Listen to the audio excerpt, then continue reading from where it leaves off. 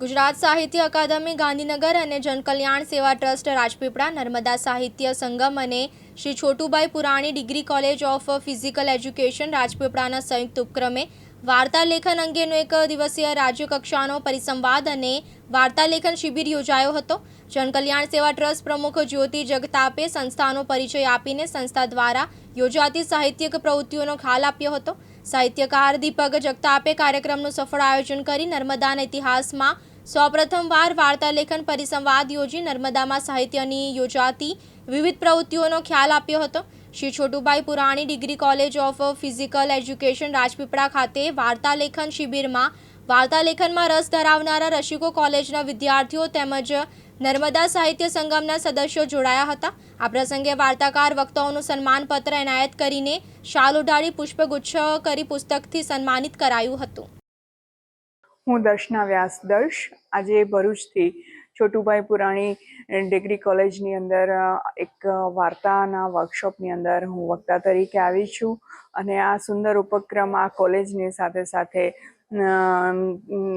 જનકલ્યાણ સેવા ટ્રસ્ટ અને નર્મદા સંગમ સંસ્થાએ બંને ખૂબ સરસ આયોજન કર્યું છે। ગુજરાત સાહિત્ય અકાદમીનો આ એક ઉમદા ઉપક્રમ છે કે જેમણે ટૂંકી વાર્તાના સાહિત્યના સ્વરૂપને એક વધુ સારી રીતે એને વિકસાવવા માટે આવા કાર્યક્રમનું આયોજન કરે છે। અહીંયા દીપકભાઈ જગતાપભાઈએ ખૂબ સુંદર આયોજન કર્યું છે અને કોલેજનો પણ આ સંસ્થા આ કાર્યક્રમને સફળ બનવામાં ખૂબ મોટો સહયોગ રહ્યો છે। આજનો કાર્યક્રમ ખરેખર કોલેજના વિદ્યાર્થીઓ માટે એક સારા વિષય ઉપરનો રહ્યો અને ખૂબ બધાએ મન ભરીને માણ્યો અને મને આશા છે કે આમાંથી એક નવા વાર્તાકાર આપણને સાંપડશે અને ગુજરાતી સાહિત્યની સેવાનું એક આ નિમિત્ત બનવાનું મને અવસર મળ્યો। તો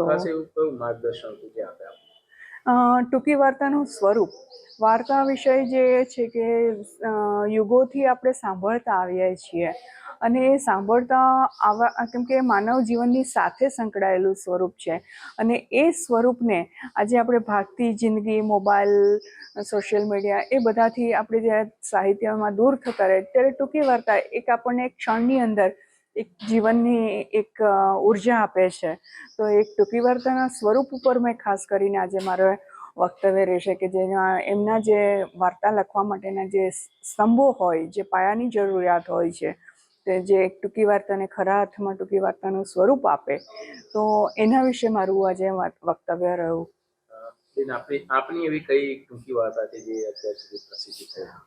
મારી ટૂંકી વાર્તાઓ ઘણી બધી પ્રસિદ્ધ થઈ છે, પણ મારી નજર જાયો અને બારે મેઘ ખાંગા એ બંને વાર્તા છે એ મારી સિગ્નેચર વાર્તા કહી શકાય।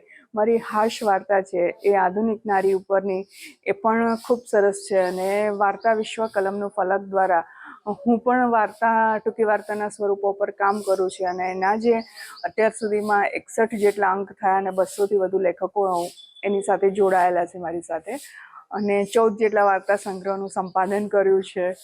નવલકથા, દીવનો ઇતિહાસ, ઘણું બધું લેખન થયું છે, પણ આ બધા લેખન સાથે નવલકથા અને નવલિકા એ બંને સ્વરૂપો એ મારા હૃદયની નજીક છે અને જ્યારે પણ એની વાત કરવાની આજે આ કોલેજમાં અવસર મળ્યો ત્યારે મને એવું લાગ્યું કે મને મારા ગમતા ફિલ્ડ પર આજે આ એક ફિઝિકલ એજ્યુકેશનની કોલેજમાં ગમતા ફિલ્ડ પર મને ગમતી પીચ પર એક સિક્સર મારવાનો મોકો મળ્યો એટલે મને ખરેખર અહીંયા આવીને આનંદ થયો કે એકદમ રમ્ય જગ્યા છે।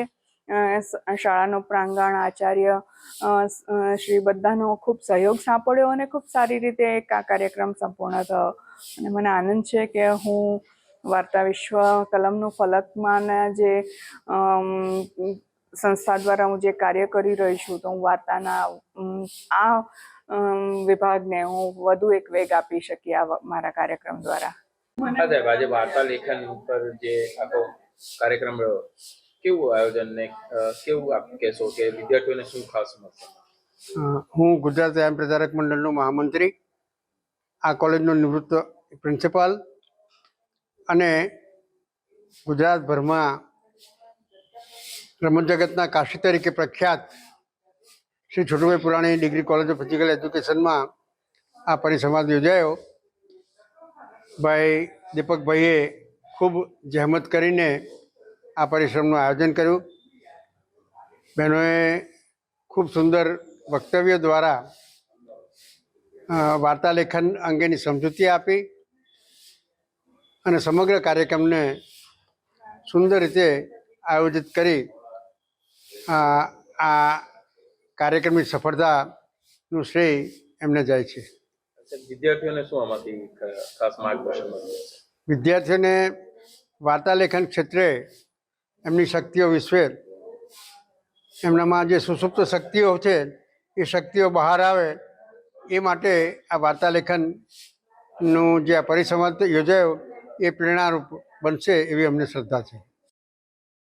દીપક જગતાપ સાથે જીતુ રાણા, દિવ્યાંગ ન્યૂઝ, રાજપીપળા, નર્મદા.